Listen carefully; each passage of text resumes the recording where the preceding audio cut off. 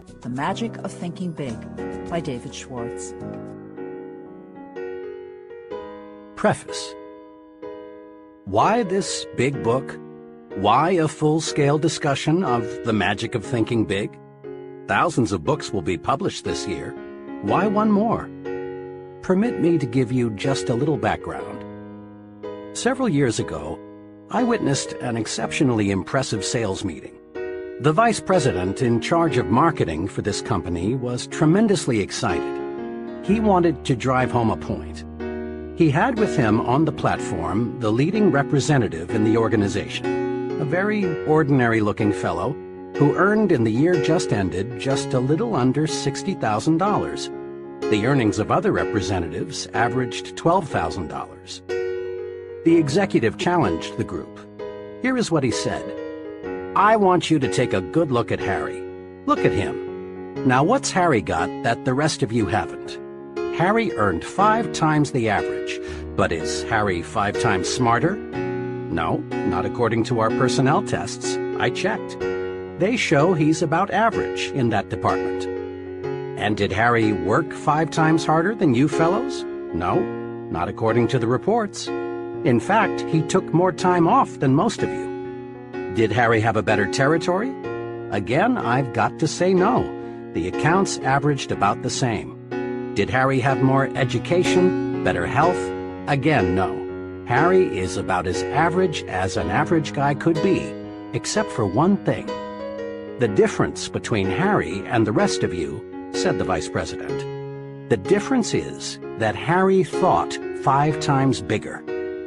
Then the executive proceeded to show that success is determined not so much by the size of one's brain as it is by the size of one's thinking.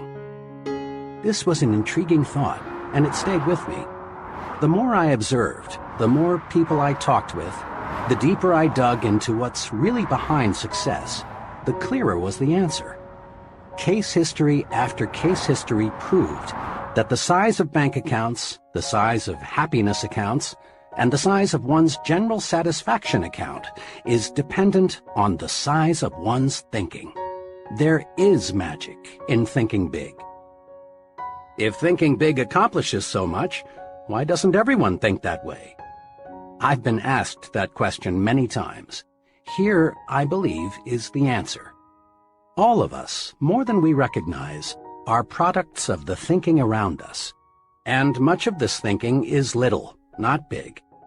All around you is an environment that is trying to tug you, trying to pull you down second-class street.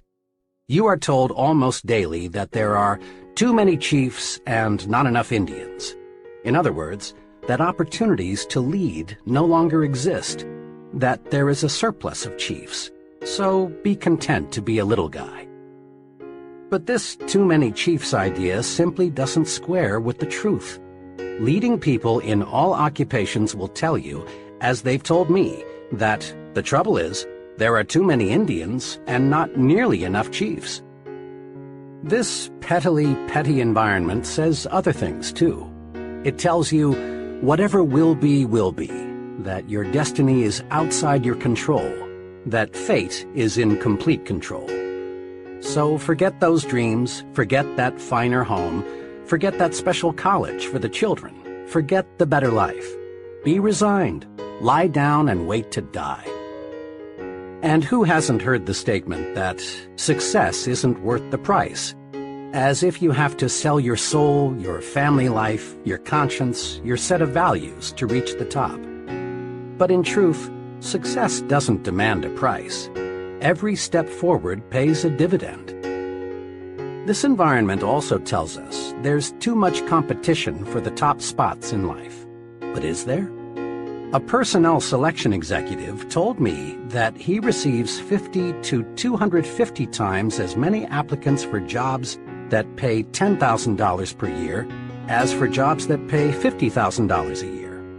This is to say that there is at least 50 times as much competition for jobs on Second-Class Street as for jobs on First-Class Avenue. First-Class Avenue, USA, is a short, uncrowded street.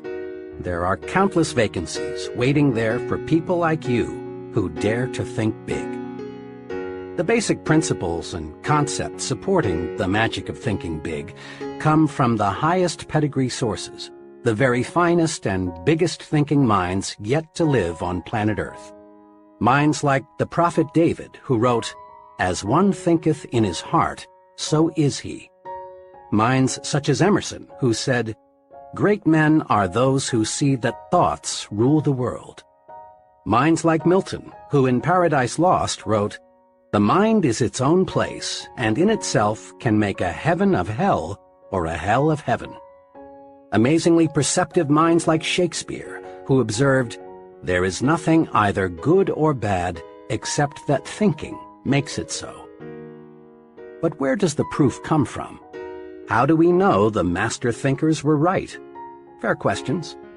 The proof comes from the lives of the select people around us who, through winning success, achievement, and happiness, prove that thinking big does work magic. The simple steps we have set down here are not untested theories. They are not one man's guesses and opinions.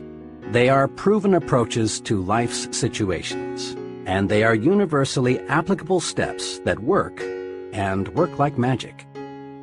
That you're listening to this proves you are interested in larger success. You want to fulfill your desires. You want to enjoy a fine standard of living.